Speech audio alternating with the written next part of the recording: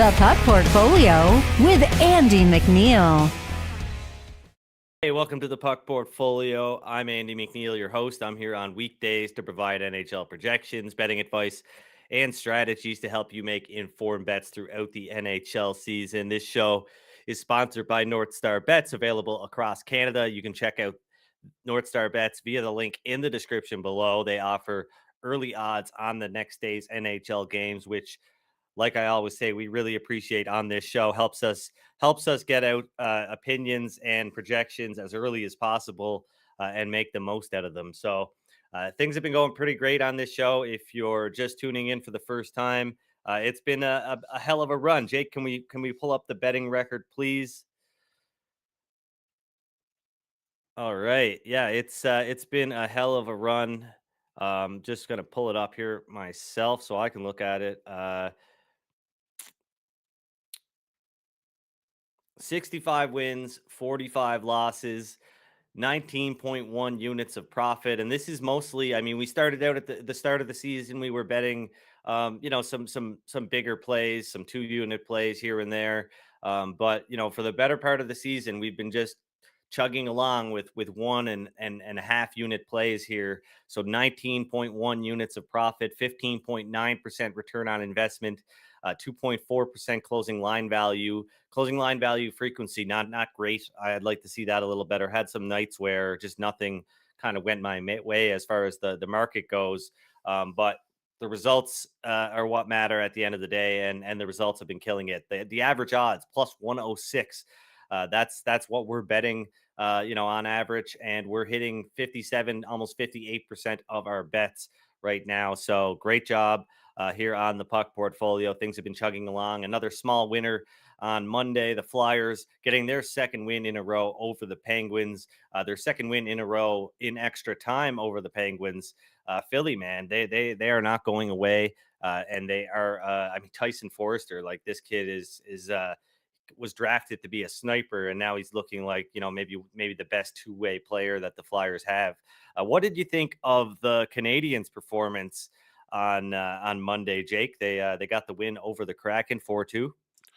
Yeah, they came out with a lot of energy. A couple guys getting off the schneid after long droughts.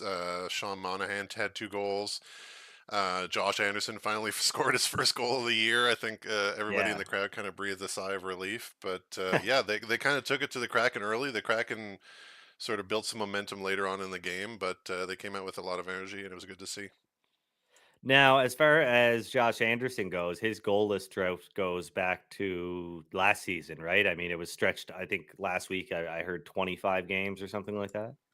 Yeah. I mean, he was really snake bitten. You're watching the games, and he's really putting it all out there. He's getting breakaways. He's getting chances, and it just wouldn't go in. So I think a lot of the media in Montreal was saying, it's just a matter of time till he scored, and hopefully this starts a streak in the opposite direction where he can put up some points finally. All right, so we are going to add a play here that was not on the card on Monday's show, but it is now because of some developments here in Ottawa. Thomas Chabot, he's been back for a couple of games after missing an extended period of time due to injury, but he was not on the ice at practice on Tuesday morning. Looks like he's awaiting the results of an MRI, so he will not play on Tuesday against the Rangers. So looks like Anton Forsberg is expected to start for the Senators. Not sure who is going to start for the Rangers, but the Rangers, the projections here have the Rangers as a minus 154 favorite now. So decent edge up to minus 140. Really, there are some Canadian books. Not sure. I'm going to check right now to see if they're available. So NorthStar Bets has minus 137. That is a fine price. Plus EV bet on the Rangers. And you can look around though. There's some minus 130 available at some Canadian sports books. Minus 135 actually now is the best price in market. So that one's moved a little bit. If you're following me on Twitter at Digital Gambler, I let you guys know that I was adding a play on the Rangers earlier this morning when I did tweet it out and let you guys know that the show was going to be live. So that's a great play there, up to minus 140 to win 1 unit on the New York Rangers. to beat the Ottawa Senators. I'm going to be fading the Senators. This is the third game in a row that I've bet against them. I'm going to be fading them until I think they're being priced appropriately. And I don't think that's the case right now. I think the Sens are being priced pretty much like they are the team that we thought they were going to be. They are not. They're one of the worst teams at 5-on-5 over the last month. And the sample size has gotten pretty big here where, this team is clearly not the team that we thought they were going to be heading into the season. Their defense is still bad. And it's obvious when you watch them play too. So they got that win against Seattle. Maybe they saved Coach DJ Smith's job, but this is going to be a tough test against the Rangers here because look, the Rangers just win hockey games. That's all they do. And sure, they've been fortunate. They've won more one-goal games than anybody else this season, but they've got just as many multi-goal wins as well. So this team just finds ways to win no matter the circumstances. But yeah, we will get into a little bit of a schedule breakdown here really quickly, I guess, before heading into the rest of the projections for Thursday. We've got some stuff to talk about, of course. But yeah, it's a busy day in the NHL. A pretty light Wednesday in the NHL with just 4 games on the schedule. But things get really busy again on Thursday, and we'll be back on Wednesday to preview Thursday's NHL slate. So be sure to tune in to Wednesday's show. That'll be a big one. Not going to have a whole lot for Wednesday, but we'll get into Tuesday's projections right away. If you have not already, take a screenshot of the schedule tracker and factor that into your handicap. I've already done so. So let's move on over to the projections. Yeah, we've got a great bet down on the Red Wings. Let's see where this one is at right now, because there is some confusion here, in my opinion, based on what we're seeing on Twitter right now. So the Red Wings are currently minus 132 at NorthStar Bets. That's pretty much what we're seeing out there at a lot of sports books, anywhere from minus 128 to minus 135, some down to minus 125 now. So this is likely everything here has to do with the fact that it looks like Tage Thompson could play tonight, but I'm not so sure. I think people might be jumping the gun here because head coach Don Granato provided some injury updates on Monday regarding some of the Sabres players. So first off, Alex Tuck, who was injured in Sunday night's loss to the Nashville Predators, he's considered week to week. Granato said the hope is that he will only miss 1 week. He said it's possible the injury could need more time. It appeared that Tuck suffered a hamstring injury. And Jack Quinn, he'll rejoin the Sabres this week at full practice, but remains on a target for a January 1st for a return to action. But Tage Thompson, the plan was that he would skate on Tuesday morning, and that has been the case. But Granato said that he could return as early as Thursday night.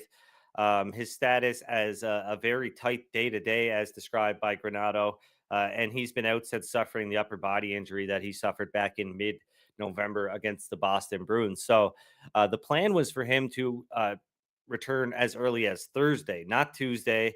The plan was for him to skate today. Reports are suggesting that maybe it looks like he will suit up, but I don't think that is necessarily the case here. I think I'm going to wait until Don Granato confirms that Thompson will be back in the lineup before I, throw this Stanley Cup against the wall. Jake, do we got anything going in the chat? I've heard your fingers typing furiously a few times there, so I was just wondering if you were.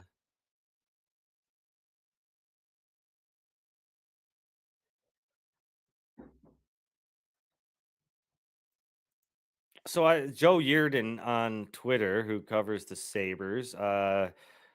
Like he said, it looks like Tage could return tonight. Like where what do you got here? Yeah, as far as I can see, nothing has been confirmed. Oh no, Tage Thompson says he's back tonight. So that was I missed that one. Must have just Yeah, there was a run of tweets here. Thompson skated with Middlestat and Skinner.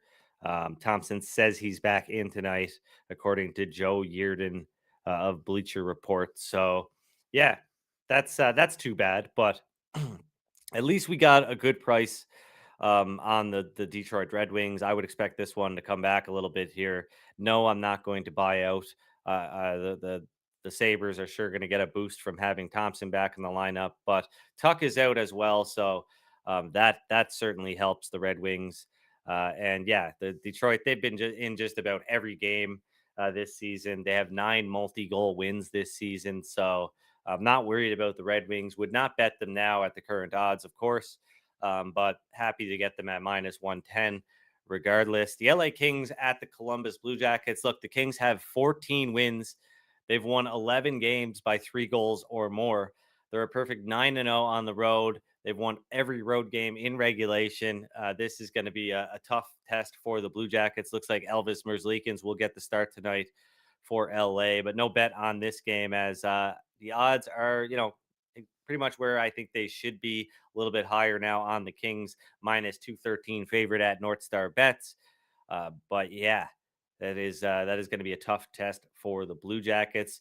And we've got a bet on the Sharks, small half unit play.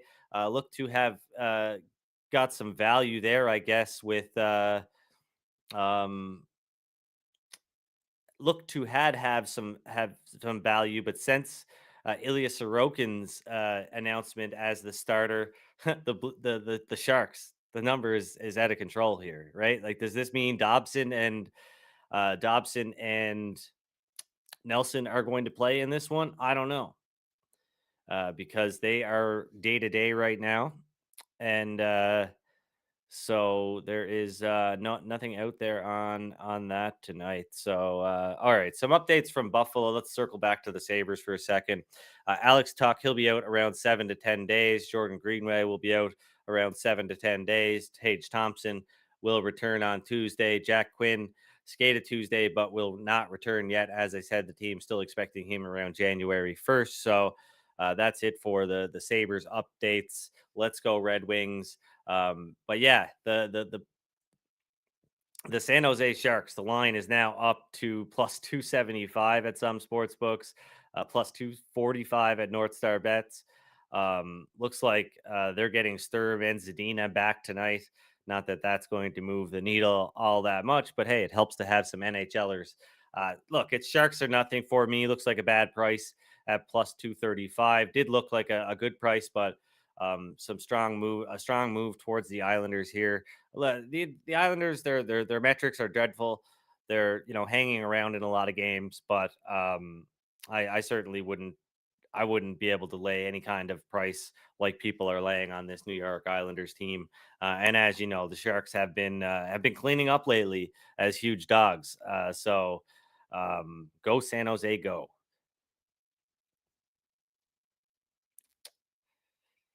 Anaheim at Colorado. Mason McTavish, day to day with an upper body injury, expected to be out December 10th. He's been great for the Ducks, so that hurts. Cale Makar, day to day with a lower body injury. Have not seen an update on Makar yet. But that is obviously something big to monitor there for that game. Nashville at Chicago. UC Saros, he has been rock solid over his last handful of games. Sans the loss to Minnesota, of course. He's held opponents to 2 or fewer goals in 4 of his last 5 games. Kevin Lankinen has been solid in the backup role, so that's good for the Preds against the Blackhawks on Tuesday. But the Preds, they're about as a big a favorite as they should be. So no value there. But some changes here in for Calgary as Elias Lindholm was not at practice on Monday due to an illness. So that is something to watch there. I'm leaving him in for now just to be safe. Goaltender Jacob Markstrom left practice with an apparent hand injury, and it looks like he's going to be out week to week. So Dan Vladar probably getting the start tonight for the Calgary Flames. Markstrom ranks 5th in GSAX this season, while backup Dan Vladar ranks 59th out of 74 goaltenders. So big drop off there. What do we have here on the projection model for the Calgary Flames? Minus 112. We're seeing minus 110 right now at NorthStar Sportsbook. So yeah, that's a big drop for the Flames. Otherwise, they would have been a little bit of a bigger favorite against the Wild here. And if Lindholm is out, That will be enough to make Minnesota a favorite in this one. But that does it for Tuesday's look here. We've got two bets down on the Detroit Red Wings at minus 110 to win 1 unit, a half unit play on the San Jose Sharks, a plus 235. Not too happy about that one. Not too happy that Tage Thompson is back, but hey, can't complain when you're placing your bets so far in advance. A lot of the time it works out in your favor. At least it does for me, or it has this season. But the times that it hasn't, it's really seemed to hurt. So hopefully that's not the case here tonight. But let's get into Tuesday, December 5th. Just a quick look ahead here. Not going to spend a whole lot of time because I don't have any plays right now on any of Tuesday's four games. We've got the Dallas Stars and the Florida Panthers, two of the league's best, going head to head here. Might be surprised to see the Panthers as a minus 129 favorite, according to the projection model. But they've got home ice advantage, and these two teams are pretty closely matched. Pittsburgh and Tampa Bay now, after getting blown out 8-1 by the Stars in Dallas over the weekend. Tampa Bay bounced back with a 4-0 shutout win over the Stars at home on Monday. Now they'll try to bounce back versus the Penguins, who they blew a 2-0 lead against last week. In Pittsburgh, they're coming off back-to-back losses to the Flyers, both in extra time. One thing that's really stood out to me as I've been watching a lot of Penguins games recently, they give up a lot of odd man rushes, and they did against the Flyers on Monday, and the data meshes well with the eye test. So, according to Stathletes on Twitter, only Buffalo and Chicago, pretty bad company to be in, are giving up more odd man rushes than the Penguins, who are giving up 5.5 per game. So that is a pretty telling stat. Now the Penguins, they rank 19 in expected goals against per 60 minutes at 5-on-5. And this data, it adds a lot of context as to why that is the case. So the Lightning, I should say, 4.5 odd man rushes against per game, so not much better. But yeah, the Penguins, I don't think this team is as good as some people think they are. They're really poor defensively, and it's noticeable when you watch them. The Vegas Golden Knights in St. Louis. Of course, the Blues picked up a big OT win in Vegas on Monday. Two teams going head to head again on Wednesday in St. Louis. Vegas goaltender Aiden Hill is expected to be out until December 10th. The Golden Knights are 7-3-3 or 7-6 straight up on the road this season, while the Blues are 7-3 at home. So if that price gets up there, I will not hesitate to back the Blues at home, as they've been really good there this season. And of course, coming out that big win against the Golden Knights. Now, Carolina, they're in Edmonton taking on the Oilers, who are returning to action after a 5-day break. 2 days rest is the sweet spot, as I've said before. And home teams have underperformed relative to their odds in situations where they've had 3 and 4 days rest advantage over their opponents. So that's why the Oilers are only a minus 109 favorite, according to the projection model. That has quite a bit to do with it.